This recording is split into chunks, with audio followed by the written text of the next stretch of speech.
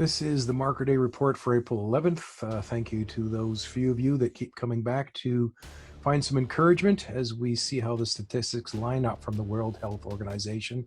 Call it Marker Day because that's the day that we look for each country to cross 200 cases. So Korea is actually a full month behind China, but that allows us to line this data up and look for the patterns.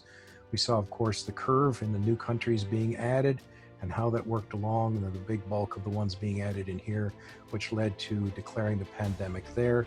But then we noted that lately they've been dropping down to ones and zeros, and lately worldwide we're seeing a slow decline, some bumps there, down on the daily percent increase. And this is the key number. We get this one in our heads, the number of cases and the case increase, but it's how much that increase is that truly matters, because this is slowing down. And that's a very good sign, and that's what we want to see and be encouraged by.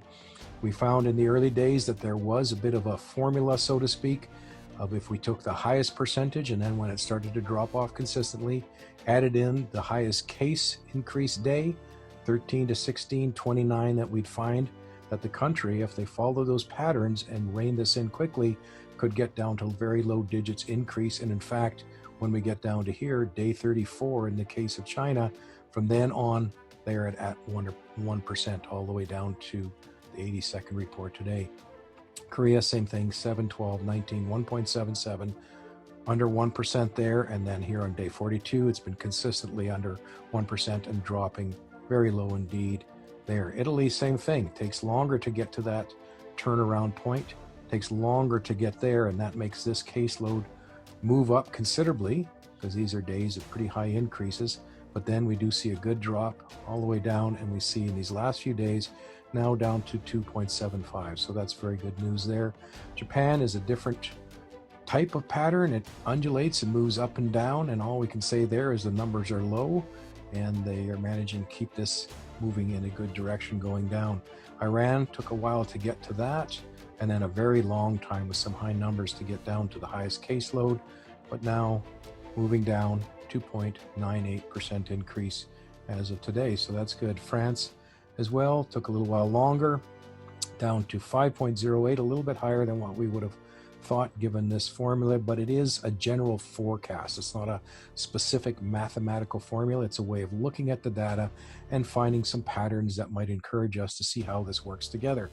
So again, if a country can get a hold of this early, this is day 17 in the case of Germany, day 24 to hit that. So it's a much farther down, day 41, which is still only 3 days away, and they're already at 3.64. So that's moving in the right direction. Spain, again, took a while longer, but here we are.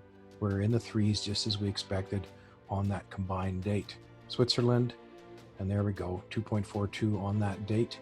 There was a bump there, an anomaly, but we've gone with that, and it has worked out true. Netherlands, not sure here again. It's a different kind of a pattern, but again, still consistently drop a little bit of a bump today, which brought this blue back up from where it was here. So we'll just have to watch how that works out. United Kingdom, day 11, day 29, looking for day 40 on April 17th to be in those 2s and 3s. And there is some good movement here, although it's kind of stalled out a little bit in the 7s there the last little bit. Sweden, again, different kind of pattern. Look at how that goes, ups and downs all the way along. Very fascinating. And that'll be a study, I'm sure, but regardless, down to 5.95 today. USA, again, stopped there at day 14, that the highest percentage began to drop off, and that's still the highest case that we have so far today, so we're going to have to keep watching that, but still it's at 8.31 and not in the double digits, so that's very encouraging. Canada, day 12, day 24, hitting the highest number there. Has been slowly coming up a little bit in the last few days, so we'll have to keep our eyes on that.